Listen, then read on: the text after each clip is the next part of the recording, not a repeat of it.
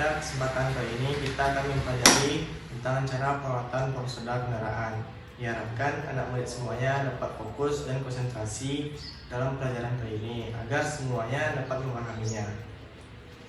Baiklah, kita akan memulai pelajaran dengan diawali dengan membaca doa menurut agama masing-masing. Berdoa mulai. Pelajaran pertama akan dimulai pada slide berikutnya.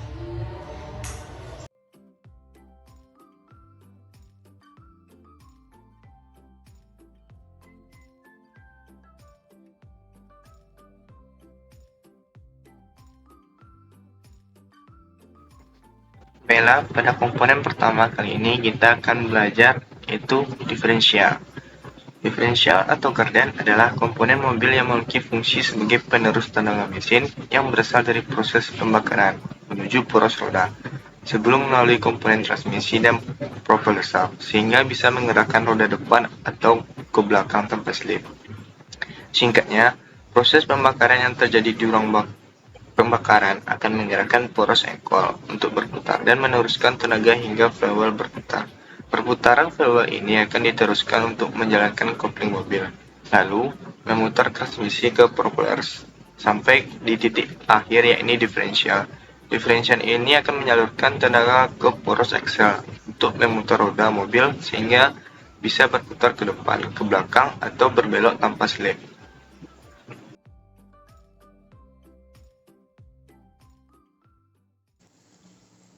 Pada gambar kali ini, kita akan menampilkan komponen-komponen yang ada pada diferensial.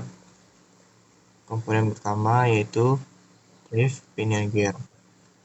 Merupakan komponen yang berupa roda gigi dengan bentuk seperti nanas. Fungsi dari komponen gardan mobil yang satu ini adalah sebagai roda gigi pemutar yang akan menyalurkan tenaga dari poros propeller ke rangkaian gardan. Yang kedua yaitu drive pinion shaft. Ini merupakan komponen poros roda gigi pinion yang terletak dan menyatu dengan drive pinion gear. Fungsinya adalah sebagai poros pemutar untuk menyalurkan putaran dari poros propeller. Yang ketiga yaitu rear gear.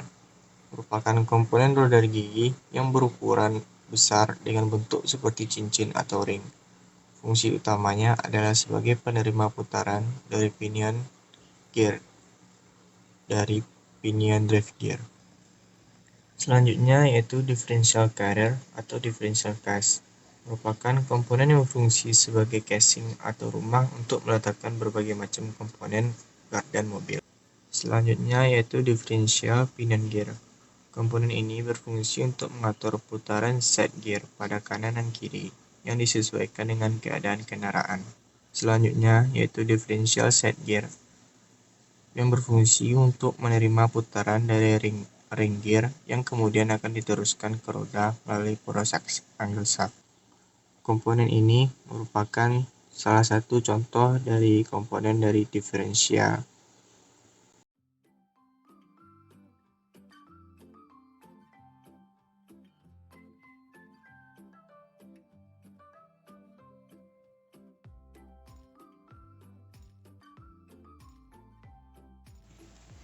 Berikut adalah bagaimana cara diferensial bekerja.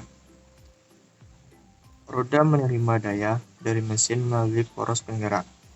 Fungsi utama dari diferensial ini adalah agar roda kiri dan kanan berputar pada RPM berbeda saat menerima daya dari mesin.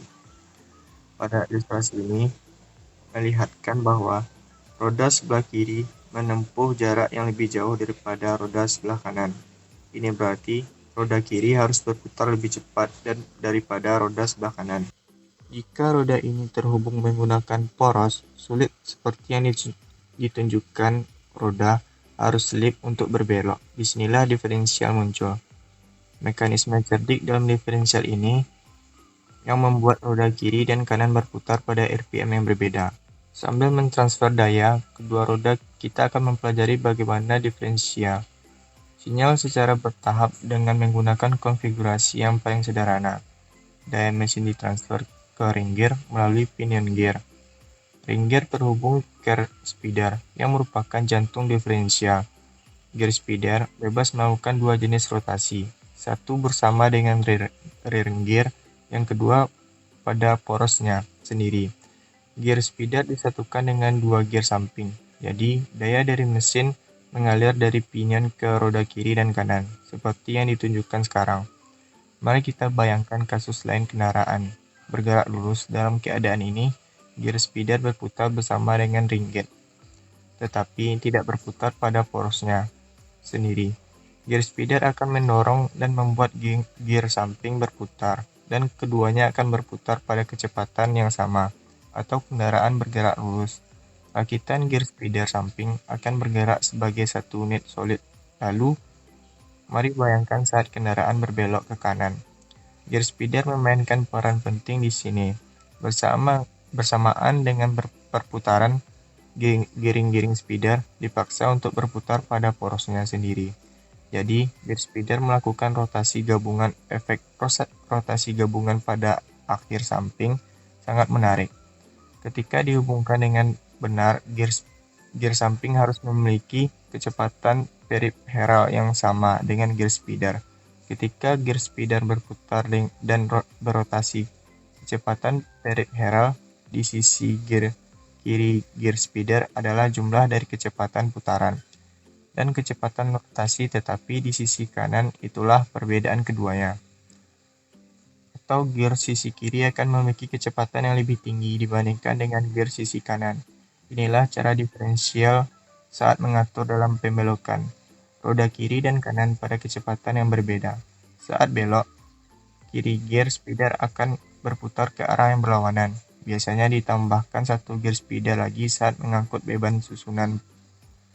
4 gear speeder juga digunakan untuk kendaraan muatan berat. Selain membuat roda berputar pada RPM yang berbeda, diferensial ini memiliki dua fungsi lagi. Pertama, mengurangi kecepatan pada rangkaian ring gear pinion.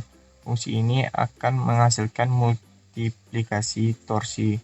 Fungsi lainnya adalah memutar arah aliran daya hingga 90 derajat. Diferensial itu yang sudah kita pelajari sejauh ini dikenal sebagai diferensial terbuka atau standar. Diferensial ini mampu memutar roda pada RPM yang berbeda, tetapi memiliki satu kelemahan utama.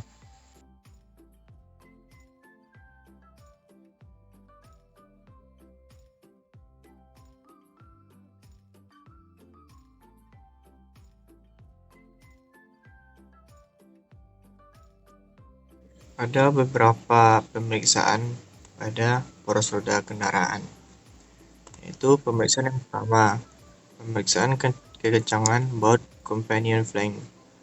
Gunakan kunci momen dan mata shock yang sesuai dengan ukuran baut untuk memeriksa kekencangan baut companion flank diferensial. Pemeriksaan yang kedua yaitu pemeriksaan volume oli diferensial. Periksa volume oli diferensial melalui lubang pengisi oli dengan cara lepas baut pengisi, kemudian masukkan jari kelingking sampai menyentuh permukaan oli. Baut pengisi ada terletak di bagian belakang dan ada juga di bagian samping. Selanjutnya yaitu pemeriksaan poros roda belakang. Pemeriksaan poros roda belakang dengan menggunakan dial indikator. Periksa poros roda belakang dari kebengkokan, dan keolengan pada flensnya. Kebengkokan atau kelengkungan poros maksimum 1,5 mm. Keolengannya maksimal 0,1 mm. Selanjutnya yaitu pemeriksaan kebocoran oli diferensial.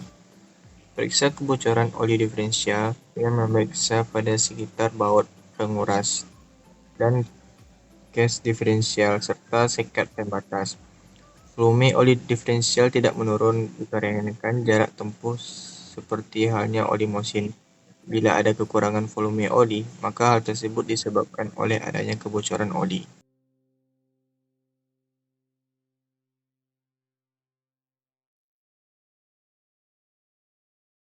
Video pembelajaran dari Bapak yang berjudul Cara Perawatan Poros Roda Kendaraan. Diharapkan anak-anak murid semuanya dapat mengetahui dan memahami tentang pembelajaran tersebut. Sekian dari Bapak. Assalamualaikum warahmatullahi wabarakatuh.